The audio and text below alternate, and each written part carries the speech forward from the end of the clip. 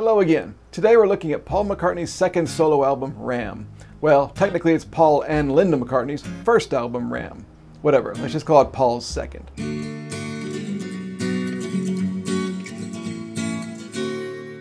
First, a little bit about the historical context of Ram. Only 3 new ex-Beatles solo studio albums were released in 1971, and 2 of them were Paul's. George's All Things Must Pass and John's Plastic Ono Band had come out towards the very end of 1970, the big year of the breakup, and they made it abundantly clear that the split was for good. Get used to solo Beatles from now on. By the way, Ringo and George both put out excellent singles in 1971, for what it's worth. So Ram was recorded basically in 2 phases. The backing tracks were taped in fall 1970 before George's and John's albums were released. Then those backing tracks were completed with vocals and overdubs and everything in January and February of 1971. Ram was released in May 1971. So the public had first heard from Paul in February, actually through the non-LP single Another Day, which, when I listen to it, I can't get it out of my head for days. I love that song. Ram is a kind of professional realization of the style that Paul exhibited on his first album, McCartney.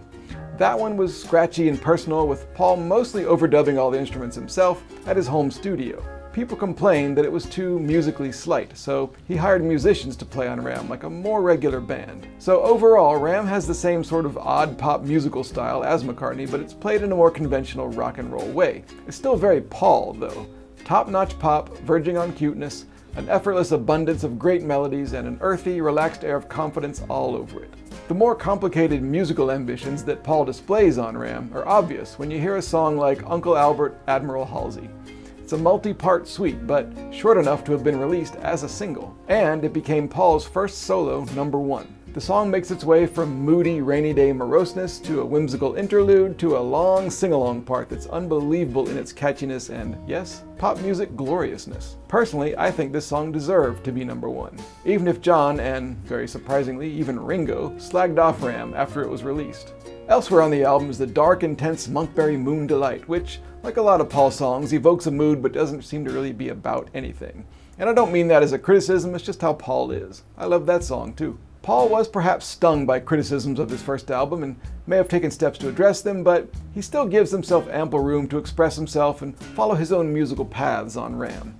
Take the song Ram On, for example. Please! It's led by a ukulele and Paul's obscure warbling, and I like that about the Ram album. It alternates between recognizable groovy rock and pop songs and momentary flights of fancy. And since every song is well constructed and well played, but homey and completely devoid of cold professionalism, it adds up to something cohesive and strong enough for many repeated listenings. And about Paul's lyrics. They're not all cutesy weirdo poetry. The opening track, Too Many People, another pop masterpiece musically, includes several lines critical of John and Yoko, specifically their preachiness, as Paul saw it, although he doesn't name them by name. John picked up on this, and Paul later confirmed it.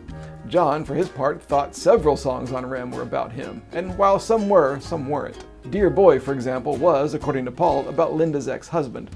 John would nonetheless reply on his next album, Imagine, which we'll cover in another video. I've always thought that the cover art of Ram was very appropriate. It's a collage, a photo of Paul wrangling an actual ram on his farm in Scotland, crudely cut out and pasted on what looks like a background drawn with magic markers.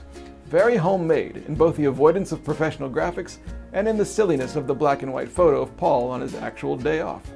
Even the fact that it was credited to Paul and Linda, despite the fact that she doesn't seem to have actually contributed a whole lot to the album, and that it may have been in part a legal ploy, even that fact makes it seem kind of down-home and personal. The back cover is equally charming and lo-fi, and includes a picture of 2 Beatles having sex. Paul was not amused by the way he felt the other 3 actual Beatles were ganging up against him, you see.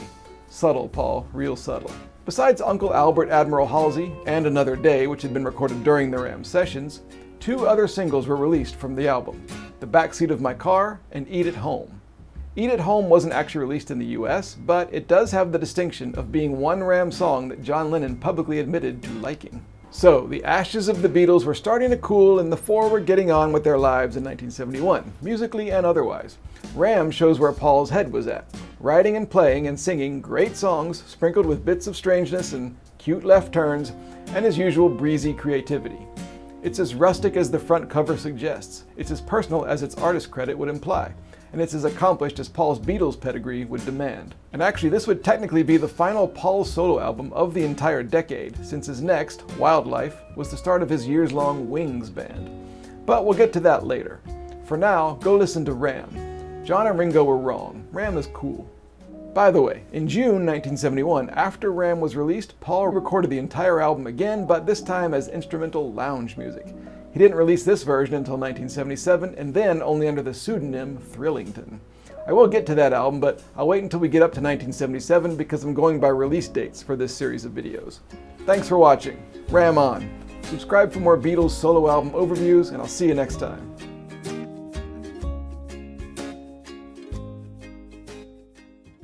George's All Things Must Pass, and John Lennon's Plastic...